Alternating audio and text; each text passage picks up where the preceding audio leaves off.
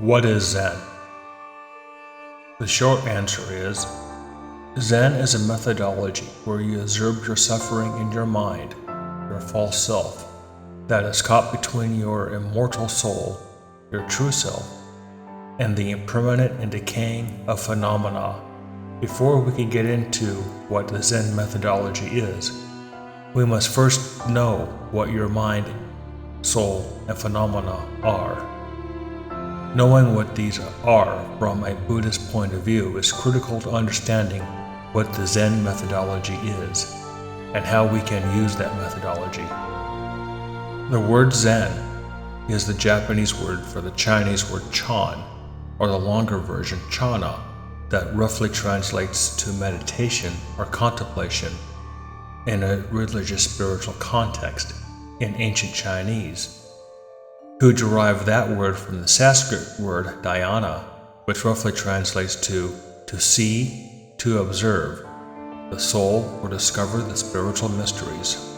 The Zen methodology uses discourses to educate as to the nature of the soul, mind, and phenomena, uses Socratic interview, also known as Wando, Dokusan, or Sanzen in Japanese, to help dissolve doubts and conquer fears, and insight meditation, known as Zazen in Japanese or Gnosis in Greek.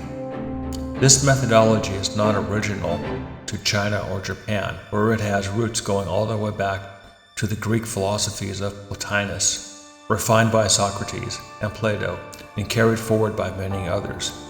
This methodology can be found in Islam, Judaism, and Christianity as well, though in different flavors and twists. The methodology, nevertheless, is there. Insight meditation, called Zazen in Japanese, to achieve samadhi, or gnosis, that being a slightly hypnotic state of mind, with the purpose to delve inward into one's own mind with the intent of seeking wisdom and spiritual knowledge. In Zen literature, there is talk of the mind, also known as the little self or the false self, that is the source of all the spiritual suffering a sentient being knows. Zen says that it is the suffering that is the cause of the ills in a person and in the world at large. There are two types of suffering: phenomenal suffering and spiritual suffering.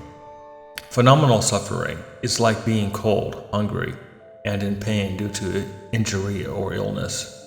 In short, any adverse sensations that one's five senses can know, sight, sound, smell, taste, and touch, is known as phenomenal suffering. Spiritual suffering is like being lonely, melancholic, despondent. Modern psychology would call this depression. Often the two types of suffering go hand in hand. Where there is one, the other is bound to show up sooner or later as well. Zen methodology is used to understand the source of spiritual suffering, known as enlightenment, that the mind, this false self that suffers, is caught between the eternal and undying soul and the impermanent and decaying phenomena. One enlightens the case of suffering. The one is known to have awakened, or called Kensho in Japanese. Zen enlightenment is not the goal, nor the end. Rather, it is the beginning, and in many ways, prerequisite before one can commence the great path of the Buddha that he called Brahmayana, or translated as the path to the Absolute, and that is an ontology of soul liberation based in wisdom. The soul, which has been often described as a lamp in religious writings, shines spiritual light on phenomena, and that what we know as this illuminated phenomena is mind. The soul is eternal, never born, never dying, always shining. This is your true self, permanent and unchanging. The great path, the way of the Mahayana, the greater vehicle, is to liberate the soul from suffering.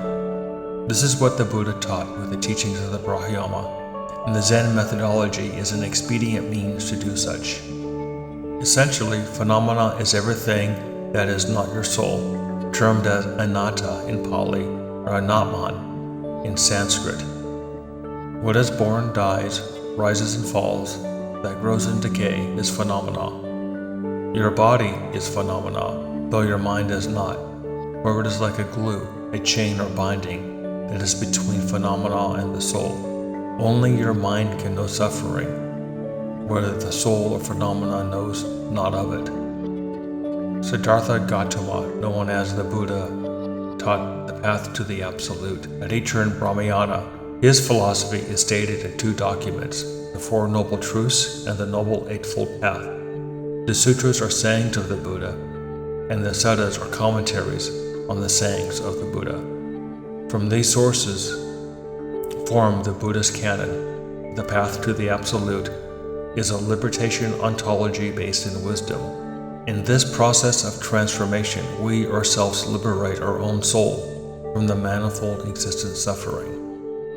The teachings of the Buddha are very powerful and true. For many that come and understand the nature of their suffering, enlightenment, free their soul, becoming the Arhats, and help others free their soul too, becoming the Bodhisattva. There are those who would declare there is no soul, and there is only what your five senses know. Today, as in the days of the Buddha, we know these people as nihilist.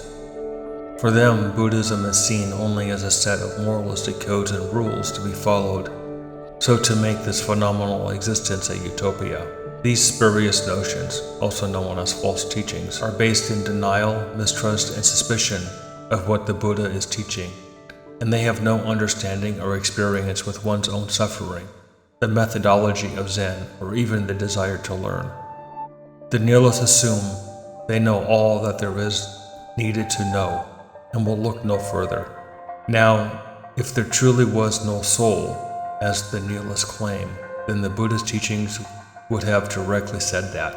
However, there is no such teaching or saying in the Buddhist doctrine or the canonical writings. Finally, if there was no soul, then there would be nothing to liberate and thus no way out of suffering. Therefore, those who claim that there is no soul deny the Buddha's teachings and defeat the point of the Zen methodology. Such persons cannot be said to be a disciple of Buddhism or a Zen practitioner. When you are dealing with the subtleties of one spirit, one soul, you are always dealing with religion. When a methodology, the soul liberation, comes along like Zen, it is often absorbed by the prevailing religions of the people. Zen is a methodology, but Buddhism is a religion context to use it in. Zen by no means is the only soul-liberating methodology, for there are many other methodologies that you can find in other religions. It is just the view of this author that Zen is the most expedient method. Mistakes happen when people try to understand Zen. Some see Zen only as a cultural religion, others see it as a meditation practice, but without any spiritual goal. Some come to know an incomplete Zen methodology that leaves them guessing at what the goal is. Now that you know what Zen is and what the methodology is about, you can help those who are mistaken or holding incomplete information. Refer them to this document or video so that they can understand what Zen is really about.